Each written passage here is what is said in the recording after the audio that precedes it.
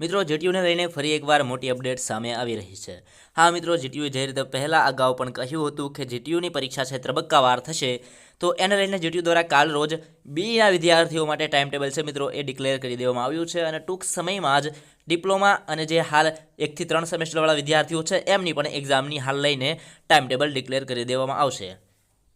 તો મિત્રો, હાલ જીટીયુની 61,000 છાત્રોની ઓફલાઈન પરીક્ષા 19મી જાન્યુઆરીથી લેવાશે। જીટીયુ દ્વારા હાલ ખૂબ જ મોટા ન્યૂઝ સામે આવી રહ્યા છે મિત્રો।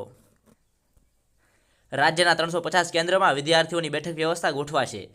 પરીક્ષા આગામી 5 ફેબ્રુઆરી સુધીમાં લેવાશે, એટલે કે હાલ મિત્રો 350 કેન્દ્રો છે એ ગોઠવવામાં આવશે, કારણ કે જે વિદ્યાર્થીઓની સંખ્યા છે એ ખૂબ જ મોટી સંખ્યા છે। એટલા માટે જેમ બને તેમ વધારે કેન્દ્રો ગોઠવી અને વિદ્યાર્થીઓની હાલ સુરક્ષા માટે બને તેટલી વધારે સંખ્યા ગોઠવી, કેન્દ્રોની સંખ્યા રાખી અને વિદ્યાર્થીઓ સંપૂર્ણપણે સારી રીતે પરીક્ષા દઈ શકે એ માટે જીટીયુ દ્વારા હાલ ખૂબ જ સારી વ્યવસ્થા કરવામાં આવી છે। જીટીયુ દ્વારા ડિગ્રી, એન્જિનિયરિંગ સહિત પરીક્ષાઓની ઓફલાઈન એક્ઝામની તારીખ જાહેર કરવામાં આવી છે। આ પરીક્ષામાં કુલ 61,195 વિદ્યાર્થીઓ ઉપસ્થિત રહેશે। આગામી 19મી જાન્યુઆરીથી પરીક્ષા શરૂ થશે અને 5 ફેબ્રુઆરીએ પૂરી થશે। રાજ્યમાં કુલ 350 કેન્દ્ર પર બેઠક વ્યવસ્થા ગોઠવવામાં આવી છે। જીટીયુ દ્વારા સેમેસ્ટર 5થી લઈને 10માં અભ્યાસ કરતા 61,000 વિદ્યાર્થીઓની ઓફલાઈન એક્ઝામ લેવામાં આવશે તેવી જાહેરાત કરી છે, જેના પગલે હાલ યુનિવર્સિટી દ્વારા વિદ્યાર્થીઓની પરીક્ષાની બેઠક વ્યવસ્થા જાહેર કરવામાં આવી છે। આગામી 19મી જાન્યુઆરીથી પરીક્ષાઓ પ્રારંભ થશે અને 5 ફેબ્રુઆરી સુધી પરીક્ષાઓ ચાલશે। રાજ્યના જિલ્લા અને તાલુકા કક્ષાએ 350 કોલેજો વિદ્યાર્થીઓની બેઠક વ્યવસ્થામાં ગોઠવવામાં આવી છે। મહત્વની વાત એ છે કે યુનિવર્સિટીઓ દ્વારા ઓનલાઈન પરીક્ષા લેવામાં આવે ત્યારે એવી માંગણી કરવામાં આવી હતી, જોકે હવે પછી ડિપ્લોમા, ડિગ્રી, એન્જિનિયરિંગ વિદ્યાર્થીઓની ઓફલાઈન એક્ઝામ લેવાશે નહીં।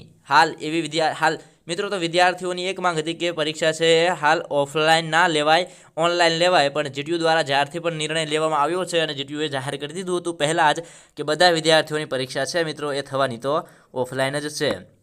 આ પ્રમાણે વિદ્યાર્થીઓએ અનેક વિરોધ અને આંદોલનો કર્યા પછી પણ યુનિવર્સિટીએ ઓફલાઈન પરીક્ષા માટેનો વિકલ્પ પણ વિદ્યાર્થીઓને આપ્યો ન હતો, એટલે કે હાલ વિદ્યાર્થીઓને કોઈ પણ પ્રકારના ઓપ્શન આ વખતે આપવામાં આવ્યા નથી। જીટીયુએ જાહેર કર્યું હતું કે આપણે એક્ઝામ છે એ બધા વિદ્યાર્થીઓની ઓફલાઈન જ લેવાની છે, જેના કારણે કેટલાય વિદ્યાર્થીઓએ યુનિવર્સિટીના ઓફલાઈન એક્ઝામ લેવાના અને વિકલ્પ ન આપવાના નિર્ણય સામે કોર્ટમાં રીટ પણ જાહેર કરી છે, જે અંગે 6 જાન્યુઆરીએ હાલ જીટીયુએ કોર્ટને હાલ એની બાબતે હાલ ચર્ચા રજૂ કરવાની કહી છે અને 6 જાન્યુઆરીએ મિત્રો એને લઈને હાલ શું નિર્ણય આવે છે એની ચર્ચા ત્યારે કરશું, પણ હાલ પૂરતી આજ માટે આ ન્યૂઝ હતી।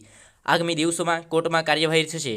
જોકે હાલ યુનિવર્સિટીએ ઓફલાઈન એક્ઝામ માટેની તૈયારીઓ પણ જાહેર કરી દીધી છે। કોરોનાનું ગાઈડલાઇનનું પાલન કરીને એક વર્ગમાં 15 વિદ્યાર્થીઓની બેઠક વ્યવસ્થા ગોઠવવામાં આવશે। ઉપરાંત સેનિટાઇઝર સહિત વ્યવસ્થાઓ જે તે કોલેજોને કરવાની યુનિવર્સિટીએ દ્વારા હાલ માહિતી આપવામાં આવી છે મિત્રો। યુનિવર્સિટીના સૂત્રો કહે છે કે ઓનલાઈન એક્ઝામમાં અનેક પ્રકારની મુશ્કેલીઓ આવવા ઉપરાંત વિદ્યાર્થીઓએ વિસંગત ઊભી થતી હોવાથી હવે ઓફલાઈનની એક્ઝામ લેવાનો નિર્ણય કરવામાં આવ્યો છે। મહત્વની વાત એ છે કે ગુજરાત યુનિવર્સિટીએ ઓનલાઈન એક્ઝામ માટે વિદ્યાર્થીઓને કોઈ માંગણી સુધા ન હોવા છતાં પણ વિદ્યાર્થીઓને ઓનલાઈન એક્ઝામ માટેનો વિકલ્પ આપવામાં આવ્યો છે। જ્યારે જીટીયુના વિદ્યાર્થીઓ છેલ્લા કેટલાય સમયથી ઓનલાઈન એક્ઝામ માટેની માંગણી કરતા હોવા છતાં યુનિવર્સિટીએ માત્ર ઓફલાઈન એક્ઝામ લેવાશે તેવી જ સ્પષ્ટતા કરી છે। ત્યારબાદ હાલ ઓફલાઈન પરીક્ષાની બેઠક વ્યવસ્થા પણ જાહેર કરવામાં આવી છે।